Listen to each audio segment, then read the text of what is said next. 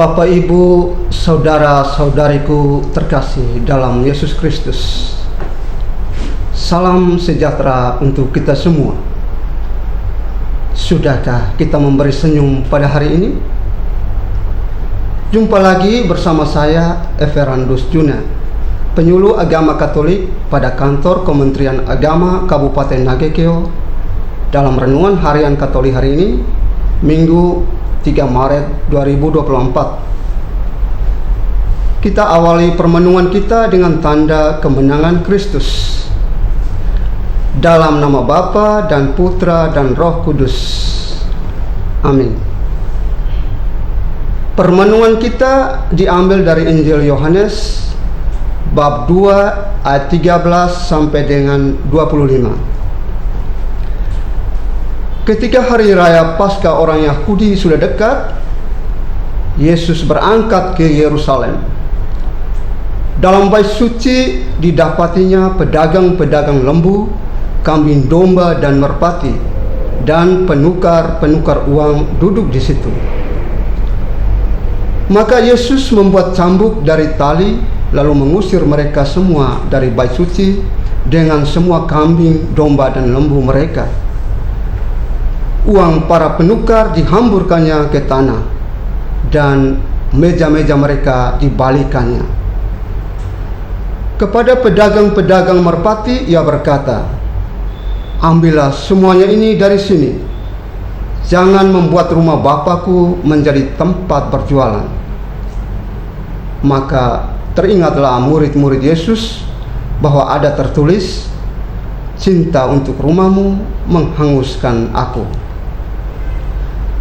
Tetapi orang-orang Yahudi menantang Yesus, katanya, "Tanda apakah dapat engkau tunjukkan kepada kami bahwa engkau berhak bertindak demikian?"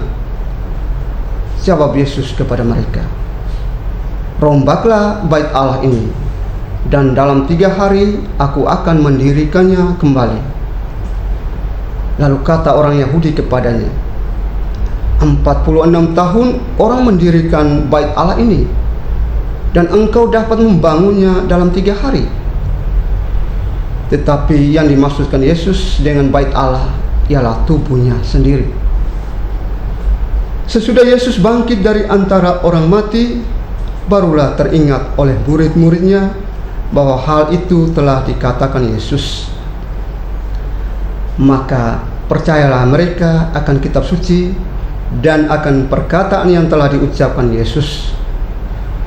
Sementara Yesus tinggal di Yerusalem selama hari raya Paskah, banyak orang percaya dalam namanya karena mereka telah melihat tanda-tanda yang diadakannya. Tetapi Yesus sendiri tidak mempercayakan dirinya kepada mereka, karena Yesus mengenal mereka semua, dan tidak perlu seorang pun memberi kesaksian kepadanya tentang manusia, sebab ia tahu apa yang ada di dalam hati manusia. Demikianlah sabda Tuhan. Terpujilah Kristus. Tema renungan: menjaga kekudusan dan kesucian hati. Bapak, Ibu, saudara-saudariku yang terkasih dalam Kristus,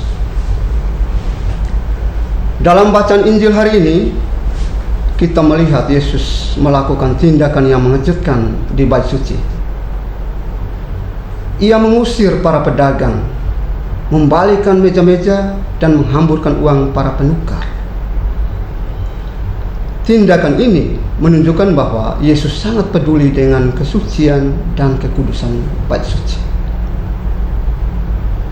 Yesus merasa bahwa bait Allah bukanlah tempat untuk berjualan dan menghasilkan keuntungan materi.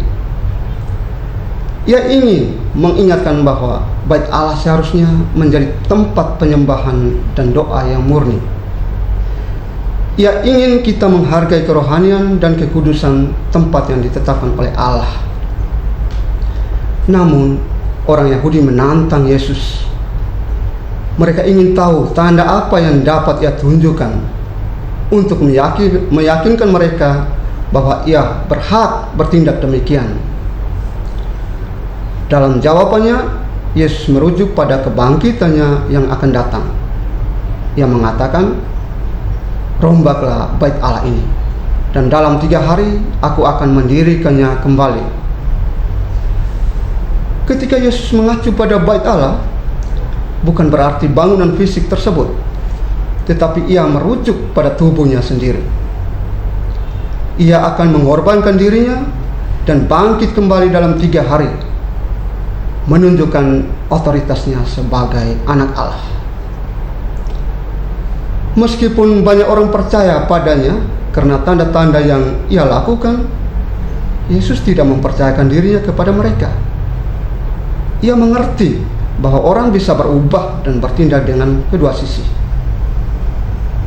Yesus mengetahui apa yang ada di dalam hati manusia, dan tidak ada yang perlu memberikan kesaksiannya tentang manusia. Bapak, Ibu, saudara-saudariku yang terkasih dalam Kristus, dari bacaan hari ini mengajarkan kita untuk memiliki semangat penghormatan dan pengudusan dalam tempat penyembahan kita. Bait Allah yang sekarang adalah tubuh Kristus, komunitas gereja di mana Roh Kudus tinggal.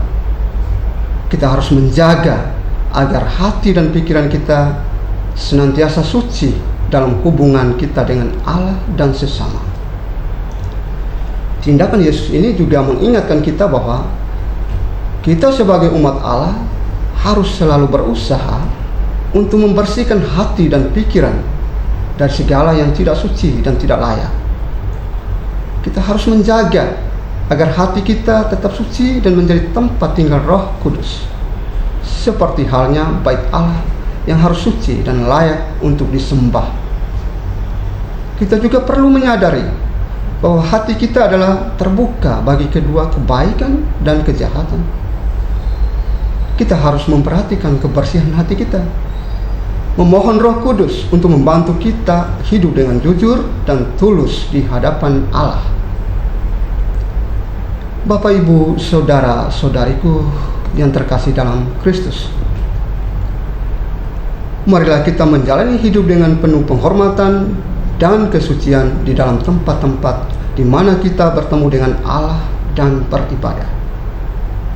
Melalui pengudusan hati dan pikiran, kita akan mengalami hadirat Allah yang nyata dalam hidup kita dan menjadi saksinya bagi dunia ini. Semoga. Marilah berdoa. Ya Allah yang Maha Rahim dan sumber segala kebaikan, kami bersyukur atas kasih dan hikmat-Mu yang tak terbatas. Bantulah kami menjaga kekudusan hati dan pikiran kami, serta menjadikan kami tempat tinggal Roh Kudus-Mu. Dengan pengantaran Tuhan kami Yesus Kristus Putra-Mu, yang hidup dan berkuasa bersama Dikau dalam persatuan Roh Kudus, Allah sepanjang segala masa. Amin. Dalam nama Bapa dan Putra dan Roh Kudus. Amin.